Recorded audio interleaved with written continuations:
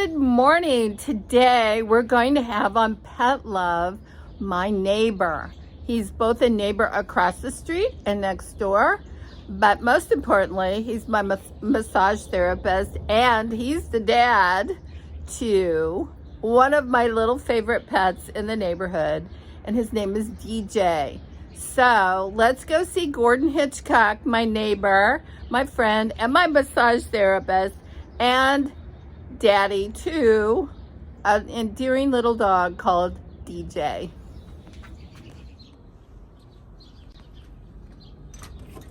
Hey, good morning. Welcome. Hey, good morning, neighbor. How are you doing today? I'm swell. How are you? I'm good, good. Hey, DJ. Oh, look who's here, DJ. DJ. You want some more treats? Oh, DJ. Come on. Debra brought some treats for you. Come on. The treats. Where she's are got- you? she's got Well, some treats DJ for you. doesn't like the Come on. cold. I'll tell you right now. Here she is, right there. So we're here to talk about DJ and Gordon and our Pet Love series today. And as you can see, DJ is a beautiful, loving animal. And Gordon is his pet owner. So we're going to talk about Pet Love. Hey, Gordon. How Debra, are you? I'm swell. How are you? Well, I wanted to stop over today and thank you for being available. I wanted to tell you and DJ happy Valentine's Day. And I'm officially doing this Pet Love series because it's February. And don't we all love our pets? Absolutely. Whether they're human pets or real pets. They're pets. Anyway, so Oh, thank there's you. some nice red wine and a little fur baby blanket and a chocolate cherry tort for you. Looks delicious. And I don't know if DJ can eat that, but he sure is looking at it. So what I thought would be kind of fun, and I really, really appreciate you and DJ taking the time today. He's really worried about treats.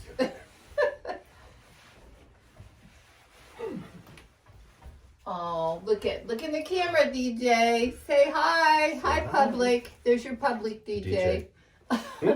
What I thought we would do is talk a little bit about how much we love our pets and how special DJ was in his interactions with Elsa and you. And I just wanted everybody to see, we took pictures of Elsa with this on when we got married in 2017. This is just, my humans are getting married, and then it's got a cute little paw print on it. And DJ just puts me in mind that he's not even a dog. He really acts more like a human. He does. And I just wanted you to share the story of how you came about meeting DJ and how you ended up with DJ, because it was pretty unique. Well, we've been together now for about 9 years and 3 months, and a friend called from Washington, D.C., and he said, I have a dog that you need. And I'm like, I don't want no damn dog. Uh-oh. I work from home. I need a dog that doesn't bother noise-wise, doesn't bother allergies, things like that. Mm-hmm. And my friend said, you need to do your research because this is the dog for you. And I said, no. So I start looking at the research, and they're hypoallergenic. What kind of dog is this? He's a Basenji, and Basenjis are known as the barkless breed. So their larynx is formed in a way that they can't produce a bark. Now, he can whine, he can howl. I've heard him cry for you. He can cry, but he can't produce a bark. They're kind of stealth-like. And being a massage therapist, I have to have things that are quiet for my... He's very independent. Yes, he is. He's got to go make sure that David's not doing anything weird with his treats. And so my friend said, no, this is the dog for you. So I did my research, and I discovered that, yeah, he was the dog. So I jumped in the car and drove to Washington, D.C. and picked him up. He was Wow, that's quite a long drive. Well, he was a rescue, and he had been through a couple bad homes along the way, and I didn't want to stress him out with flying him. Right. And so I jumped in the car and drove to Washington, D.C., and we met. We walked around the Washington Mall and the Capitol, and we drove home. But you didn't know what his name was, right? Well, I knew that his name was DJ, but With That's, a BJ. that's not his original name. His original name was BJ. BJ. And Which could be taken the wrong way. well, my friends were taking him to a dog park in the DuPont Circle area of DC, and they just were not comfortable yelling BJ, BJ at the dog park. Right. So they didn't want to traumatize him any more than necessary, so they decided to change his name to DJ, which he still recognized, but yeah, it wasn't the same reaction when they yelled that across the dog park. Now, the other thing you told me about DJ that I thought was pretty cool, because, you know, I've not really had pets because I don't like fur blowing around. Right. Just too much dust, right? Right. He doesn't He doesn't shed hardly at all. Very similar to a human. Wow. Yeah, we don't have hair issues at all. And the other cool thing is his tail is curled.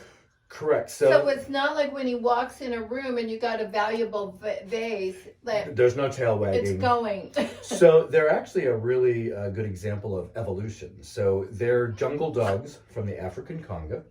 Wow. And back in the over centuries and centuries of the tribesmen using them to hunt with, the dogs that made noise, they killed.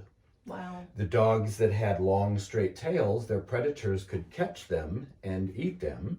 So the dogs that have survived over time are the dogs that don't make any noise. They don't have a scent for animals to track them Yeah, with. he doesn't have any smell. I can't smell him at all. And his tail is curled up so where nothing can grab it very easily. Yeah. So just over the course of time and evolution, this is what's left over. And DJ is very dependent on you. So I just remember one day in particular, Gordon was out in his front yard working. He does landscaping, and he was working, I think you were working on your fountain or your irrigation system. I think irrigation system, yeah. And DJ was dutifully laying on the front porch with his little legs crossed and looking regal and making sure that his domain was all good. Because he's an alpha dog. And then I unknowingly, because I didn't have the fence up at that moment, and I was coming around the corner of the house right next door, and Elsa was out with me, but Elsa wasn't on a leash. And all of a sudden, Elsa sensed that DJ was outside. DJ was on his porch, but Elsa considered that to be her world because she's an alpha. It's fine. That's right. So before I could know anything, Elsa took off, was up on the front porch, and was going after DJ and barking and making him move out of his own little world. And I just felt horrible. But you were faster than a speeding bullet, and you jumped up there, grabbed the leash, got DJ out of there, and I think you whisked him off into the house. Yeah, they're sight hounds, and so they're very quick and they're very agile, and you always have to keep an eye on them. So I've always got one eye kind of looking at him and one eye doing my projects. But he can get away pretty dang quick. But I was just so impressed because you've been so good to work with, and we put up a fence. It took almost 2 years. It was just ridiculous.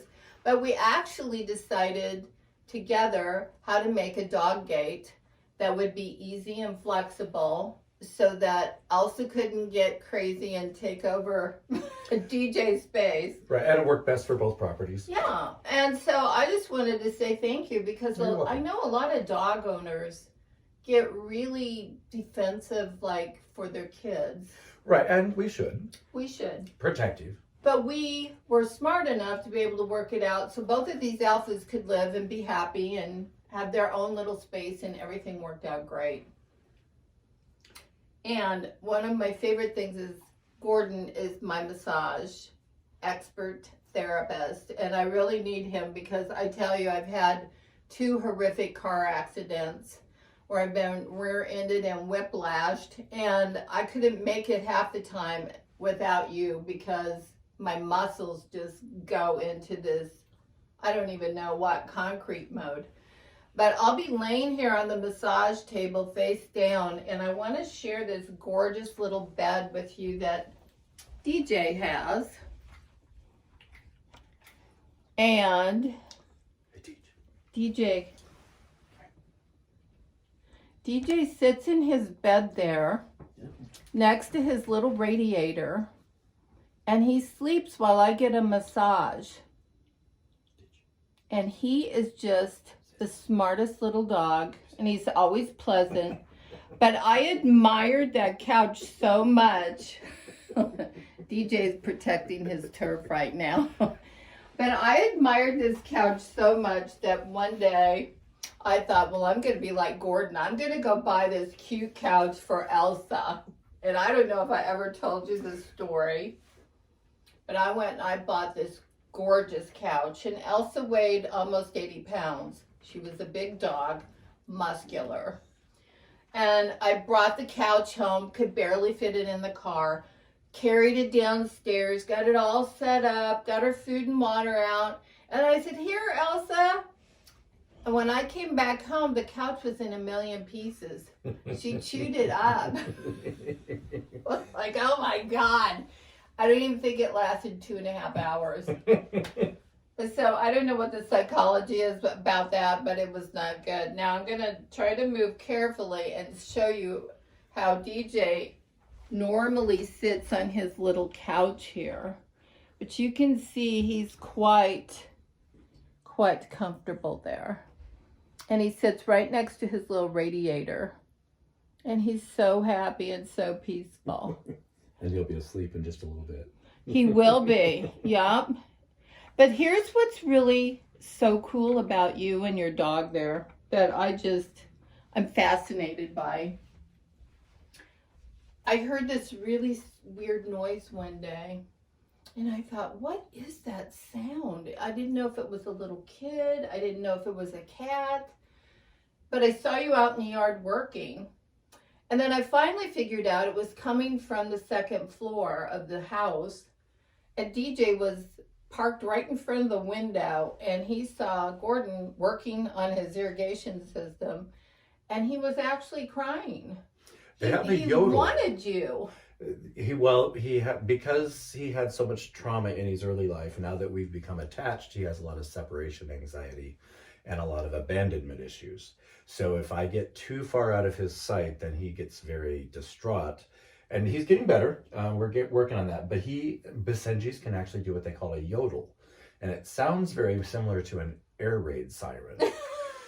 The first time I heard it, it was bright sunny day out, and he was actually, the door to this room had gotten closed, so he was kind of caught in here. Yeah. I was out in the kitchen, in the front of the house, and I hear the tornado siren going off. Oh my God. And I start looking out the window, and it's like, it's a bright blue sunny day, and I'm like, wait, that's coming from within the house. So I start wandering How through. weird. I had never heard it before. He had never done it, and it sounds exactly like an air raid siren. Wow. When he does it. And he can get your attention. Oh yeah, he's loud when Very he wants loud. to be. When he wants to be, yes. Yeah, but most of the time you never know he's around because he's so super quiet. And he's so delicate about when he walks and everything. He's so proper. I mean, he looks like he's been well trained to me. Well, he actually doesn't ever walk. He prances everywhere. Yeah, It's just very prideful. Regal. Yes, very regal. Yeah. Well, thank you for sharing with us. I love having him as a neighbor. He's a very good dog. And I think you couldn't have picked a better pet. It's a perfect match. It is. And it's important to match well. It is. It Get is. your And they back. always say that, some masters and dogs look alike, right? So I don't know if that's true or not. You don't have a pointy nose. And he's a little thinner than I am, but yeah. But you've been working out a lot. We've been working so out. It's all good. Anyway, I wish you guys a very, very happy Valentine's Day. Thank and you. I hope that DJ enjoys his treats. And thank you so much for taking time. Thank you. You're welcome.